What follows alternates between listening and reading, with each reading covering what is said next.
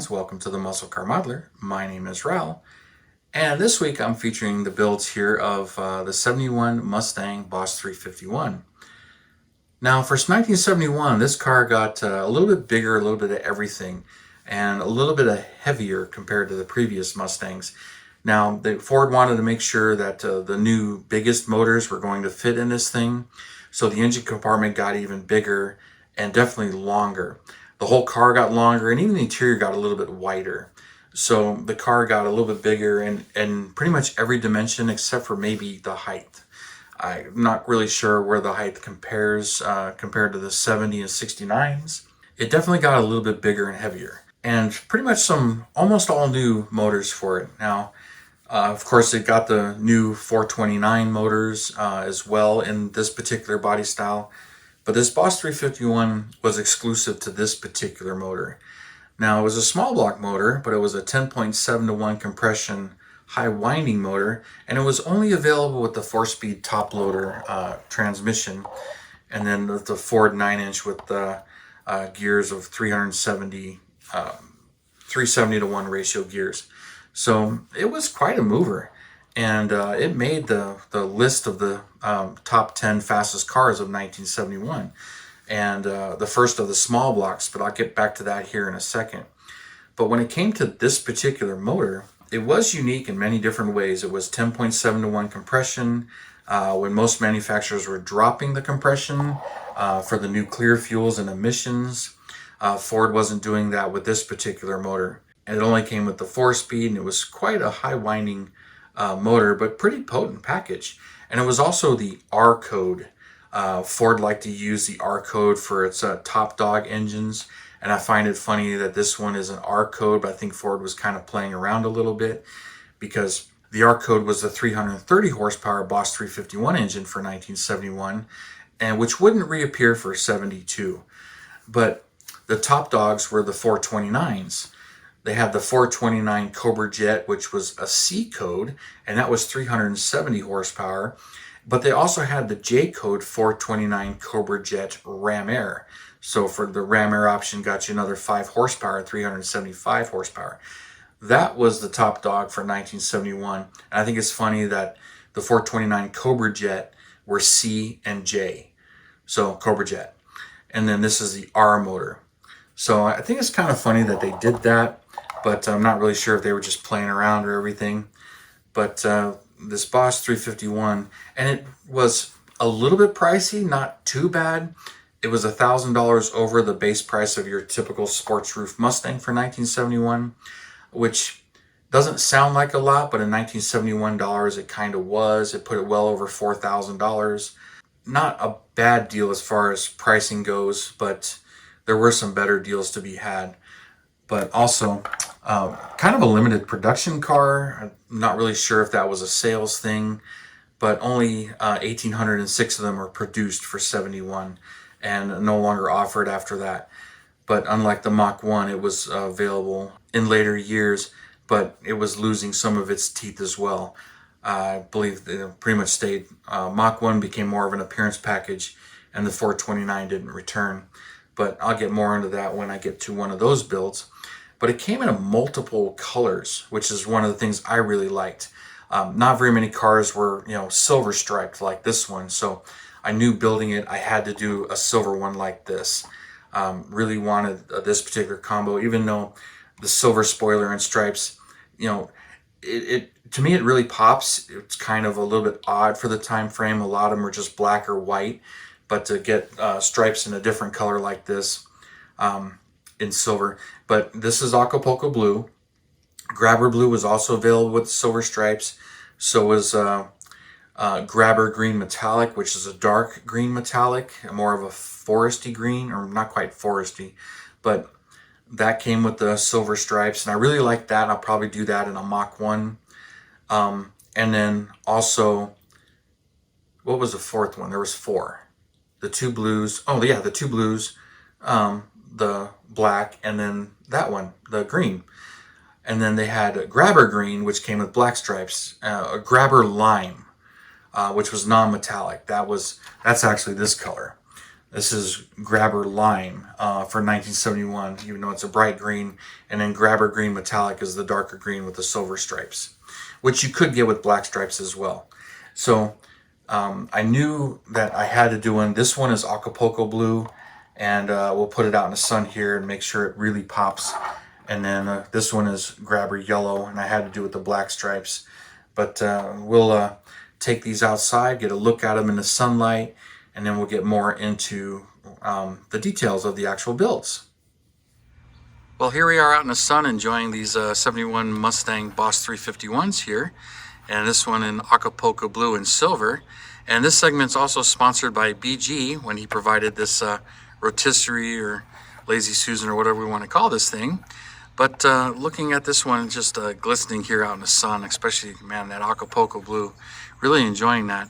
But when it comes to the Mustangs here, and the top 10 fastest cars of 1971 when it came to road tests, number one ended up being the 71 Torino Cobra with the 429 Cobra Jet.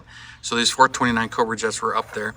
Number two was the Mustang Mach 1 with the 429 Cobra Jet, and it did 13.4 in the quarter mile at 105 miles an hour.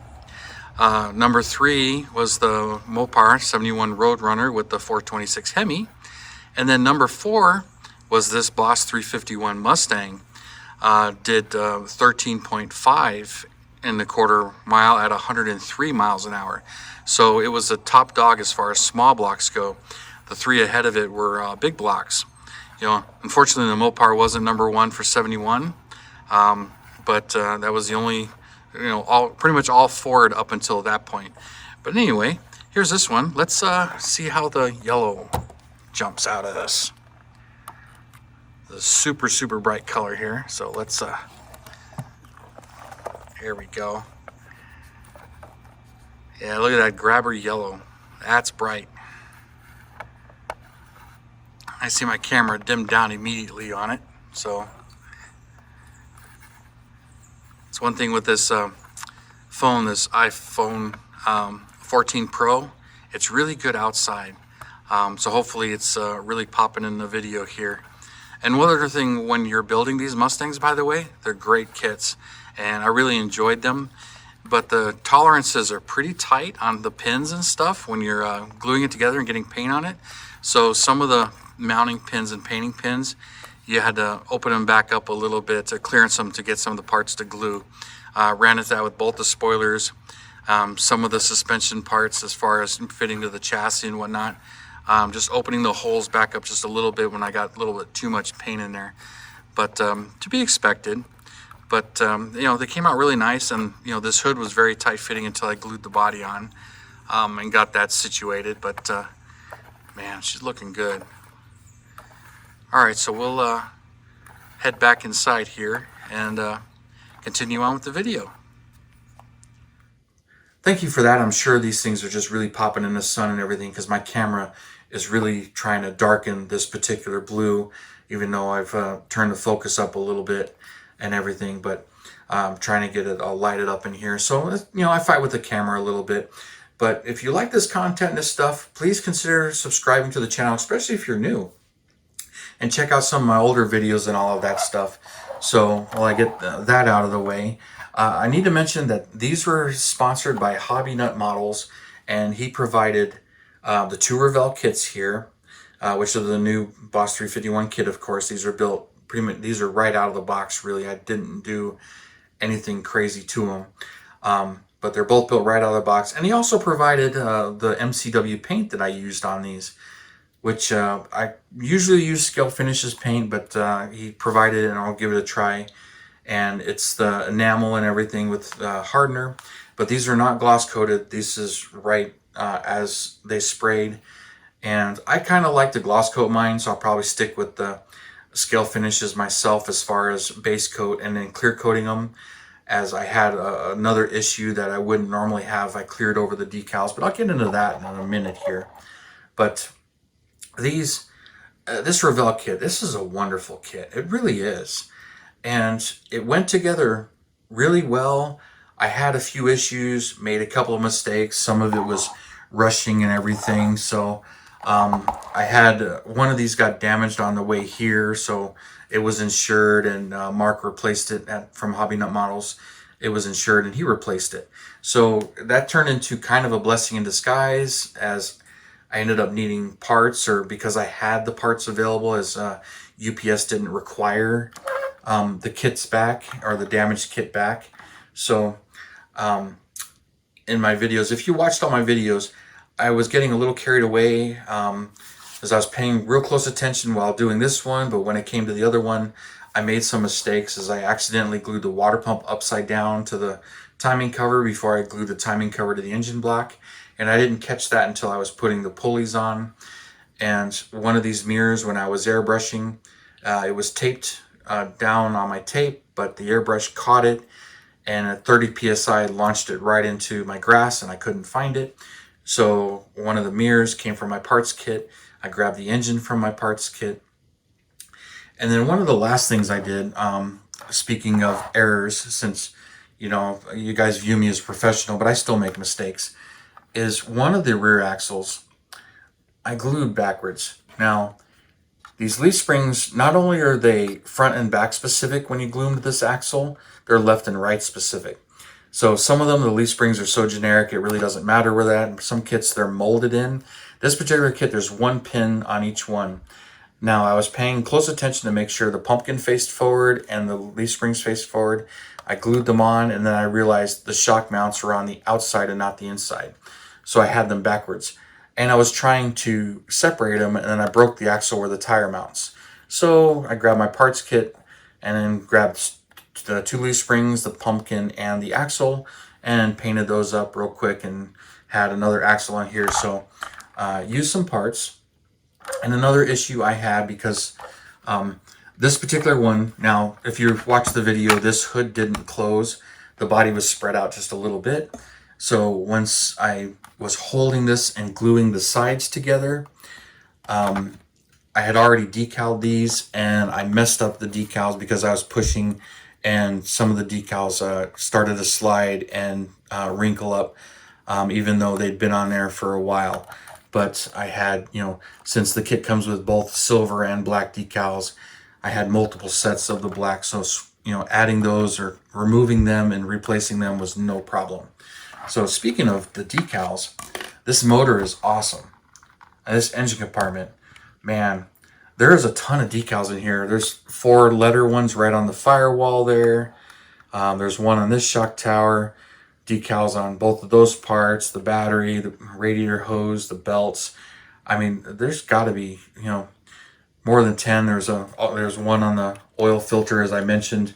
Make sure you do that before you glue the engine in place, as I had forgot to do that. I had the engine in place and I hadn't glued it yet. And this chassis came out awesome, where I did the overspray to it in the black. It just really pops with the red oxide primer on the underside, which this should actually be a little bit darker red, but that's just the red I had. And then all the detail here and everything. And I went full black interior on this, and I put those decals right there on the quarter window, if it's going to focus on them. And there's a lot of detail in the interior. Wings are on this. The tail panels are really nice, and you got the tail lights there, and the license plates, which I decided I had fun. I put both the front and rear license plates on these. Those lights look great. I used the Molotow pen for the chrome on the inside there, and of course the grill surround there, and just came out really nice. Now this one, it's the same engine, of course, the same engine compartment, and it's looking, super sharp. I mean, with all the detail and everything. So it's not fair to compare it to the MPC one, as I kind of mentioned. There's the MPC's engine compartment, and that's, box stock for the kit.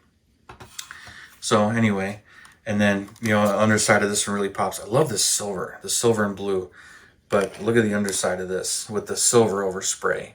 Now the light really gets the silver glimmering, but you can see it there, and it just really pops. And I really like how the front end is with the silver valance panel, with the accent there. And it just, to me, I knew I had to do this color, and so I went ahead and did it. But you know, Mark had asked me what colors I would like to do, and Acapulco blue was right up there, and he had it. So hoods came out really nice. This is a Tamiya spray, and it has a little bit of satin. It matches the decals pretty good. Not perfect, but pretty darn close. And then the underside detail actually comes out pretty nice. Some were complaining that this should be a separate part and a little bit more three-dimensional. But it comes out nice, and even brush painting and everything, it just really looks good with the vacuum hose and everything. One thing I did do is there's little pins here on the hinges. I cut them off, sanded them, and glued them. It makes installing and removing the hood that much easier.